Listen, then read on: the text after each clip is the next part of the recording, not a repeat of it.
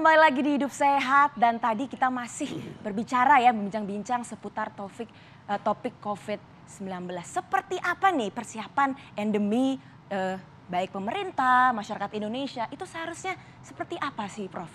Ya, saya mau jawab dulu tadi kan Celia menutup dengan session sebelumnya dengan COVID ini nggak ada ujungnya kan gitu. Nggak ada ujungnya. Terus kesiapannya apa ya? Sebenarnya nggak ada ujungnya bukan hanya COVID. Sekarang ini dengue lagi naik di beberapa daerah di Indonesia. Jadi penyakit itu sebagian besar penyakit itu belum ada ujungnya. Belum ada. Penyakit menular itu yang hilang di muka bumi itu baru satu, cacar. Cacar? Ya, yang lain belum ya, ada yang hilang. Targetnya penyakit menular yang mau hilang di muka bumi itu yang kedua polio.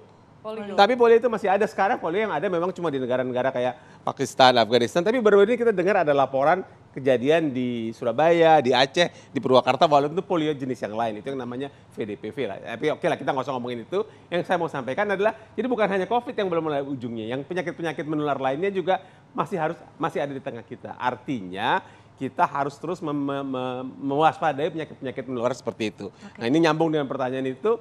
Pada waktu COVID sebenarnya, salah satu katakanlah hikmah dalam tanda kutip ya, semua orang menjaga kesehatannya dengan baik. Semua orang peduli pada kesehatannya. Kalau ada apa-apa dikit, langsung cek, ini kenapa ya, kenapa ya, begitu. Nah, sekarang begitu COVID-nya sudah mereda, orang udah lupa nih, kebetulan kan banyak masalah, lagi hujan, banjir, belum lagi pemilihan pileg, siapa yang menang, segala macam, orang udah lupa.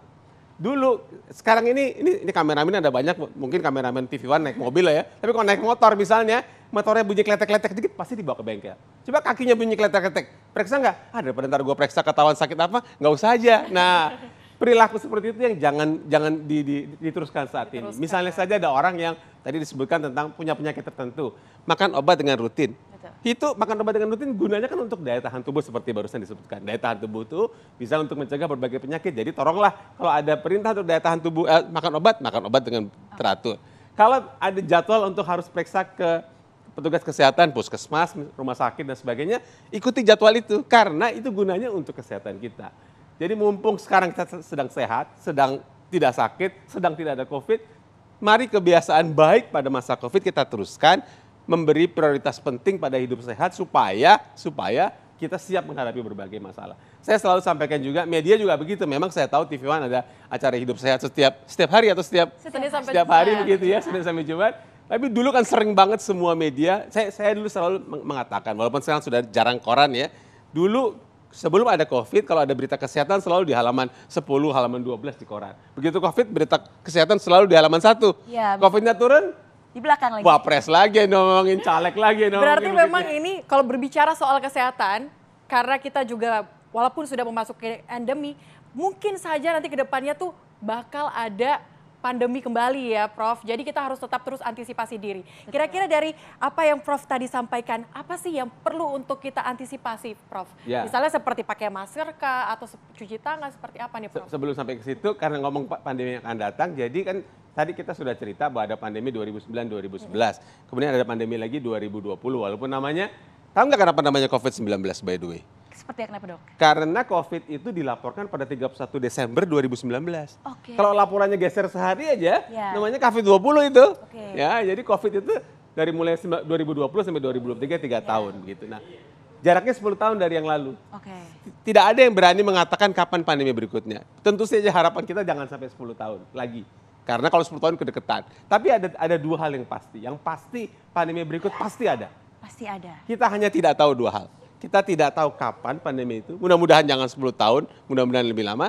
Dan kita tidak tahu penyakit apa yang menjadi pemicu pandemi. Yang dulu influenza, yang sekarang COVID, yang nanti apa kita belum tahu. Nah, yang kita bisa lakukan saat ini adalah memang bersiap menghadapi pandeminya. Saya selalu sampaikan teman-teman TNI begitu kan, mungkin dari lulus akabri sampai jadi jenderal belum tentu ada perang. Tapi secara rutin tentara itu menjaga kesiapannya dengan latihan perang-perangan. Dan itu kegiatan rutin tentara. Kenapa nggak kita latihan pandemi-pandemian begitu ya, petugas kesehatan latihan pandemi-pandemian, masyarakat juga selalu siap menghadapi kemungkinan pandemi. Sama sekali bukan bermaksud menakut-nakuti. Latihan perang-perangan kan bukan bermaksud menakut-nakuti. Latihan itu maksudnya supaya kita lebih siap. Daripada saya ngomong terusan, saya jawab dulu pertanyaan yang tadi begitu ya. Misalnya saja yang konkret, kebiasaan cuci tangan. cuci tangan pakai sabun itu bukan soal mencegah COVID. Itu mencegah penyakit penular pernapasan, mencegah penyakit pencernaan, dan bagus buat kesehatan. Itu jadi kebiasaan ya dok Dan ya? harusnya jadi kebiasaan. Sekarang tempat cuci tangan yang di depan mall itu udah nggak dipakai lagi tuh. Ya. Udah kosong. Udah kosong. Gitu. Sabunnya sudah habis. Sabunnya udah habis lagi. Tolonglah kita cuci tangan, nggak usah di mall. Di rumah kita cuci tangan. Dan orang kan cuci tangan sesudah makan karena banyak rendang di sini kan. Mestinya kan cuci tangan sebelum makan begitu. Jadi kebiasaan cuci tangan itu tolong terus dijaga. Karena tadi pertanyaan tentang masker, memang kita tidak perlu lagi pakai masker secara umum. Tapi kalau ada orang dengan keluhan pernapasan, lagi batuk, itu ada yang batuk barusan itu siapa tuh? Kameramen begitu, dia bagus pakai masker. Maksudnya supaya untuk tidak menulari orang lain. Kemudian orang lansia kayak saya begitu, orang dengan komorbid, kalau ada dalam kerumunan besar mau pakai masker, oke aja. Jadi masker memang bukan keharusan, tapi itu hal yang perlu dilakukan untuk mencegah penularan. Itu yang kedua, M yang kedua. M yang ketiga dulu kan kontak tuh. Jadi kalau orang sakit, COVID dicek siapa kontak di sekitarnya. Kan sekarang sama juga. Sakit apapun juga kita mesti lihat orang di sekitar kita sakit apa enggak. Tolong dijaga, kalau sekarang kan seperti tadi saya sampaikan, dengue lagi naik nih di beberapa daerah.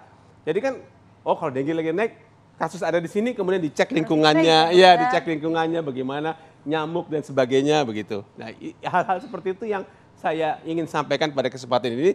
Marilah kita tetap memberi prioritas penting pada kesehatan dalam hidup kita. Walaupun nyari duit tentu saja penting, mau sekali-sekali ngomongin politik tentu saja penting, tapi ingat bahwa kesehatan itu sangat penting. Kalau pakai bahasa Inggris biar agak keren, health is not everything, but without health, everything is nothing. Wah, menarik Keren sekali. sekali, Prof. Bener banget tadi apa yang dibicarakan, seharusnya cuci tangan segala macam harusnya menjadi kebiasaan ya Prof ya, bukan malah karena pandemi saja baru kita memikirkan tentang kebersihan. Nah Prof, saya ingin bertanya nih, karena kan biasanya pandemi itu diawali dengan adanya kontak dengan hewan gitu dok, seperti flu burung, flu babi, lalu COVID-19 ini juga katanya dari kelelawar. Apakah kira-kira nih pandemi yang di masa akan datang akan berasal dari hewan juga apa? Seperti apa? Jadi kalau cerita pandemi ini jago juga nih, rupanya udah mengikuti, udah karena biasa jadi host hidup sehat udah hampir-hampir kayak profesor sedikit-sedikit gitu lah ya. Jadi pandemi itu kemungkinannya ada banyak. Oke. Tapi kalau mau dikelompokkan ada 3. Nomor 1 yang tadi disebutkan, penyakit yang bersumber dari hewan. Itu bisa macam-macam, bisa dari ini. Tapi sebelum saya lupa, bukti nyata bahwa si COVID dari terenggiling itu belum ada ya. Oke. Maksudnya dari kelelawar tadi, karena orang bilang kelelawar, orang bilang terenggiling. Ya. Jadi buktinya 100% pasti belum ada ya. Oke. Dugaan nanti, jadi kemungkinan pertama penyakit dari hewan. Karena itulah ada yang sekarang disebut-sebut sebagai pendekatan, ini agak ilmiah sedikit, namanya One Health. One Health itu artinya kita mesti menjaga kesehatan manusia, mesti menjaga kesehatan hewan, dan mesti menjaga kesehatan lingkungan sekaligus. Oke. Baru penyakit itu bisa tertanggulangi. Kalau masih ingat beberapa bulan yang lalu ada penyakit antraks di Jogja. Pernah dengar nggak itu kan? Pernah dengar. Nah, antraks itu terjadi pada manusia, terjadi pada sapi, dan terjadi pada tanah di mana ada spor. Jadi harus tiga-tiganya. Jadi memang nomor 1 penyakit yang bersumber dari binatang. Tapi yang kedua yang juga mungkin jadi sumber pandemi adalah influenza. Influenza ini seperti juga COVID, dia bervariasi. Maksud saya ada varian baru. Mau dipotong, saya masukin dulu yang ketiga. Yang ketiga adalah disease X yang kita akan bicarakan sesudah. Oke Prof, sangat menarik ya. Tadi kita membahas beberapa hal yang harus dilakukan oleh pribadi atau personal. Tetapi kita harus membahas juga apa sih seharusnya kesiapan dari pemerintah sendiri untuk menghadapi pandemi berikutnya. Bukan berasal dari COVID tentunya ya. Kalaupun terjadi pandemi di berikutnya, pemerintah kita Indonesia ini sudah siap menghadapi itu semua. Tapi jangan dijawab dulu Prof, karena usai jeda berikut ini, Hidup Sehat akan kembali untuk Anda pemirsa.